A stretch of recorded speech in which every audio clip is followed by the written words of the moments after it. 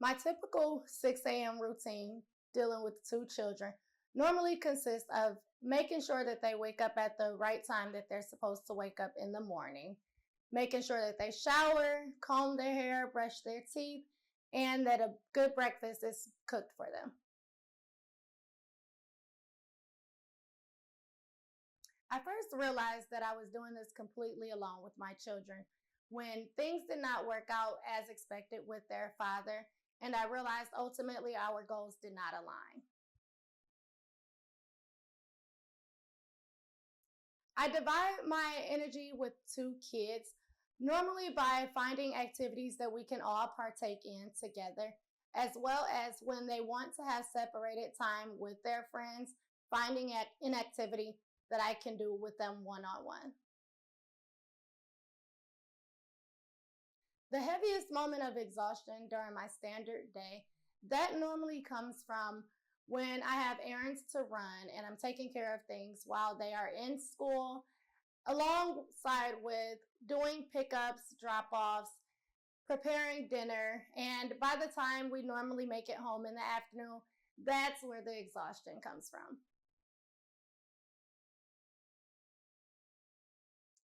It's deeply uncomfortable for me to ask for help just because growing up with a mother that was also a single parent, I pretty much watched my mom figure things out on her own. So I guess you can say that kind of, followed over. I was used to that. And then just growing up myself with my children, I learned to manage things on my own and figure it out as well. For the most part, when people do ask me how I'm doing, I normally respond with I'm okay or I'm fine. To the people that actually know me and that I am the closest with, pertaining to my closest friends and my closest family members, those are primarily the ones that actually know what's going on in my day to day world. Pride usually protects me from feeling vulnerable from outside judgment just because I do not partake in other people's judgment. That's one thing that I am not too vocalized about in regards to caring about it per se.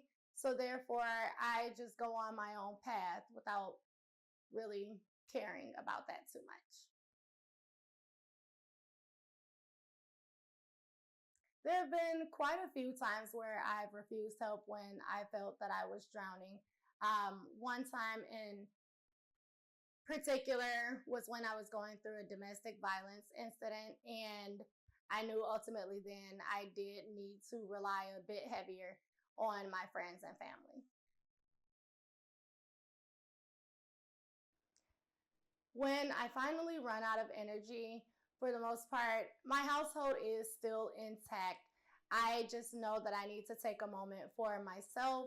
I will let everyone know in regards to my kids that I need to take a moment, and I will go sit down in my room or even sometimes in the car, listen to music, and sit down and relax for a bit.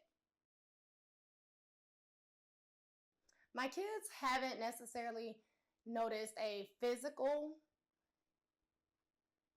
anything physical in regards to exhaustion.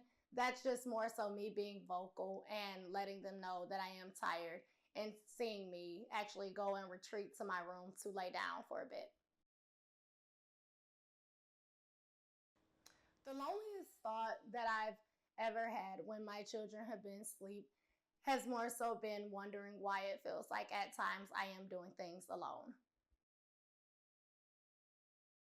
My pride has affected a simple solution to things when it could be something as simple as asking for assistance with things such as dinner or needing some money for gas. And even then, I still simply won't ask. The biggest rock bottom moment for me that did ultimately forced me to reconsider that need for isolation was when I was going through a domestic violence incident. Um, I knew then that that was not something that I could handle and focus on by myself. There were days when it was a bit harder to deal and process things. And at that point in time, I knew that I needed to make a phone call or send a text to friends and family members, even seeing them. And ultimately, that helped with everything that I've been dealing with and made things easier. I separate being a good mom from doing everything alone. Um, I would say that simply separating it by knowing that being a good mom is ultimately knowing how my children are on a day to day basis, making sure that the physical aspect of them, the mental aspect of them, their emotional, everything pertaining to my kids all the way around full circle is intact. The very first small favor that I actually accepted from someone, I would say that that would have been accepting help in regards to feeding my children when my money fell short. It actually felt great realizing that there were people that wanted to support me as well as my household. Um, it felt great. It's a feeling that I am still getting used to, but just to know that there are people that do not have any expectations in regards to doing so, nor wanting anything in return, that was a great feeling. My definition of true maternal strength has changed over time.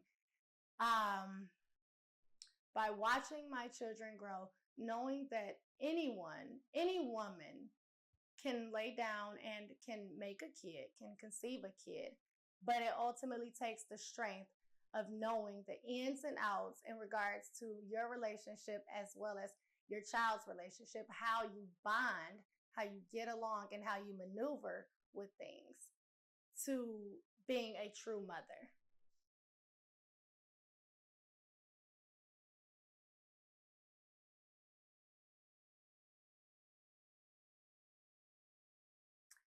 I would say the most valuable lesson that my two children are learning about vulnerability would be that it is okay to feel weak at times.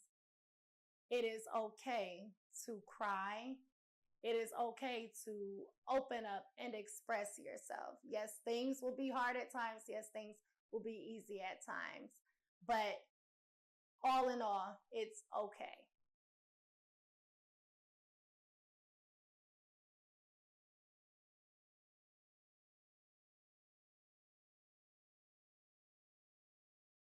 I find my moments of peace within the chaos when I have alone time. So whether that is going to my room, lighting a candle, listening to music, or just sitting on the porch or sitting in my car, getting a moment of fresh air. That's where I find my peace.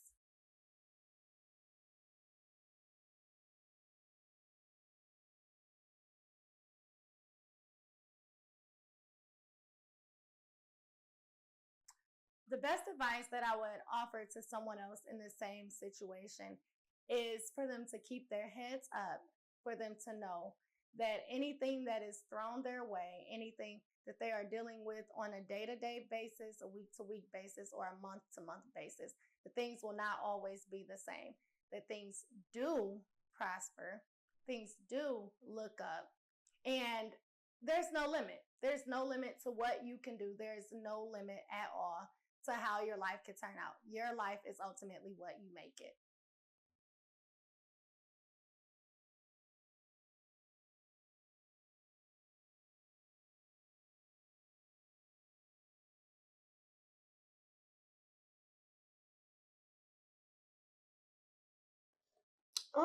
I think what makes my daughter raising her alone deeply rewarding is just the love that you get from it, being there and being able to just feel it every day, all day.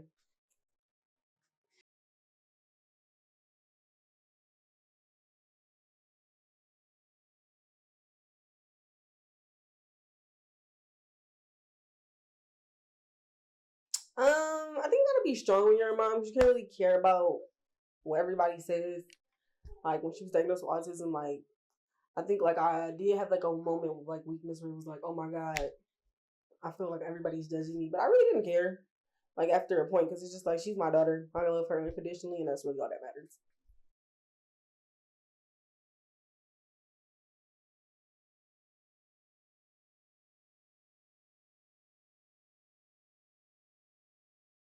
I think asking for help is difficult for me because I'm really used to doing things like by myself, or like if I can't figure it out, or like I ask somebody for help and they just can't help me, that just drives me even more to want to do it by myself.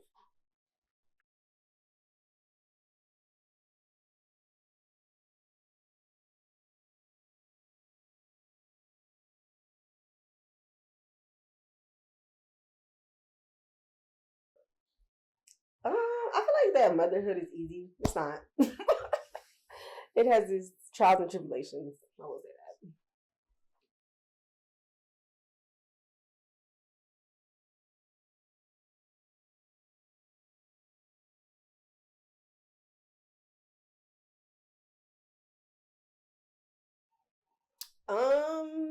I think I deal with it like her rapid changes. I don't think I deal with it alone. Like I think I have my mom, my sister, her dad. So it's like, when it's like overwhelming for me, like I do feel like I'm able to like reach out and like get help. Whereas before I wasn't able to because it was like I was just like real bad anxiety, didn't want to like ask nobody for help. But like now I think I'm more open to just asking for help because that's really what it is.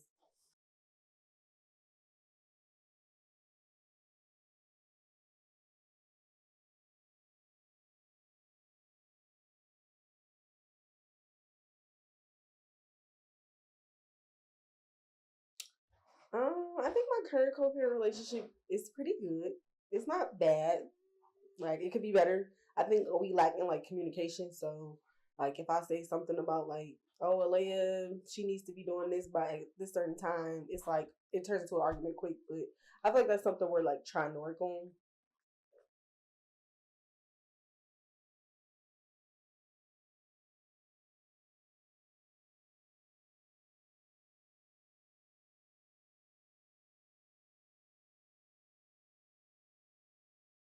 Um, I think what triggers the worst arguments with her dad is just when you try to tell him something like simple, maybe like, oh, okay, she needs to be in bed by 10.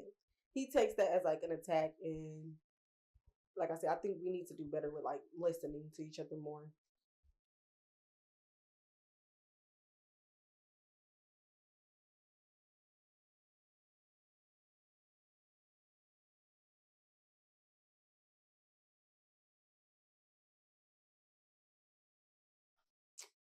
I think I shield her from adult conflict by just not letting her be around it. Like I really don't want her to be like around like arguing or anything like that because I don't want her to think like it's normal. So like even like when I'm arguing with my mom, I try like to just kind of like keep quiet and not say too much because it's like I just don't want her to think like, okay, this is normal.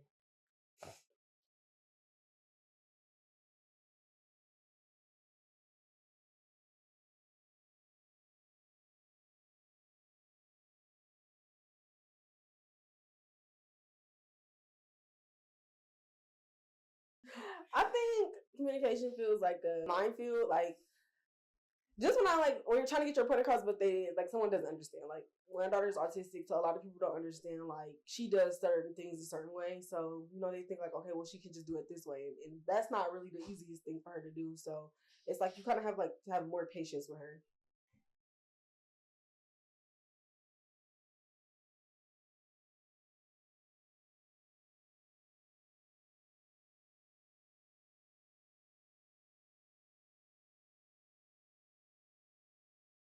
I think schedule wise, like that, like really messes my career too. Like my focus on because it's like she has to go to ABA therapy. She has to go to speech therapy. She needs to have physical therapy. So it's just like majority of my day is really spent with doing things for her. She's in ABA therapy from 8, no, from 9 to 4.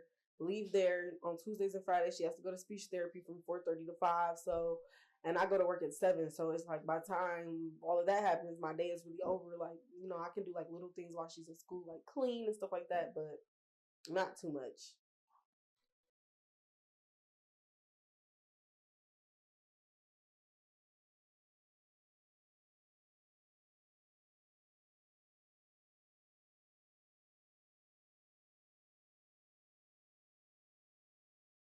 Um, I don't think I have a certain co-parenting fight that drains me the most. I think fighting in general just is draining, especially when it comes to your child, when both parties want what's best for the child. So I think it's all just draining when you fight, when you can't just be able to just co-parent correctly.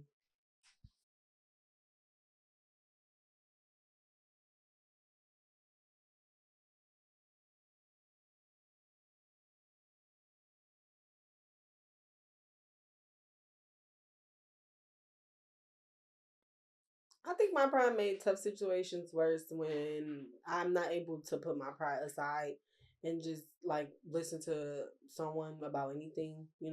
I'm not 100% right and I don't know everything, and parenting definitely doesn't come with a guidebook. So I think in certain situations, what is best is for me just to put my pride aside and sometimes just listen.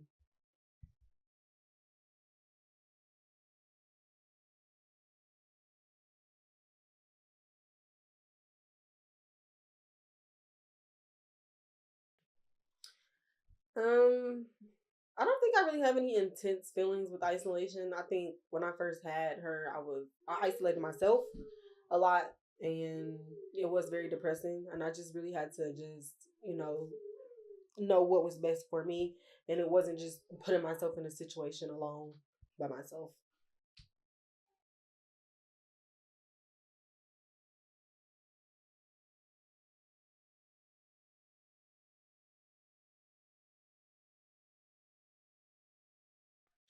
I think if I desperately needed like backup childcare, I would call my mom, call my sister. Her dad is always the first call, or just somebody in my support system that I trust with her.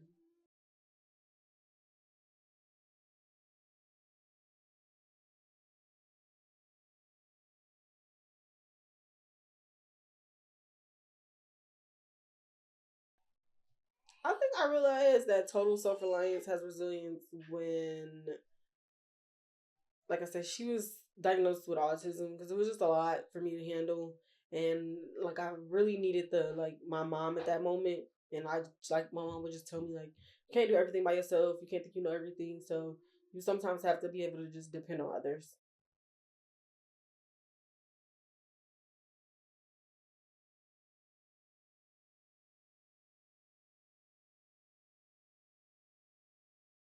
The first boundary I successfully enforced was that this is my child and she's going to be raised how I see fit and what I think is best for her.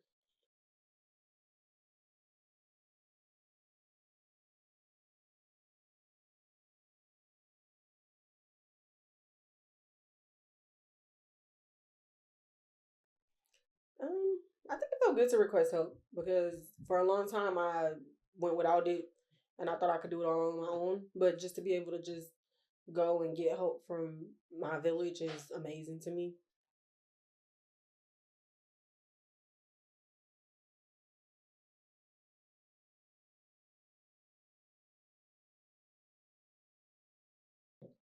I think the communication skill that restored my peace of mind is just listening, being able to understand where both sides are coming from and being able to implement that in whatever's going on.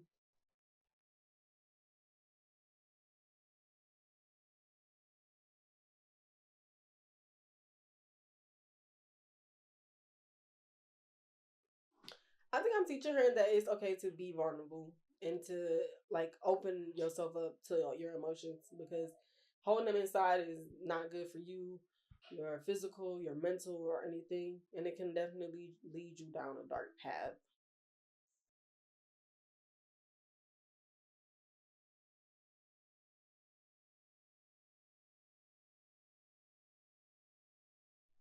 I think the advice that I have for someone in this situation is just always be open to help. Never just think like you don't have anybody it's gonna be somebody in your life that will help you, that will be there for you and your child.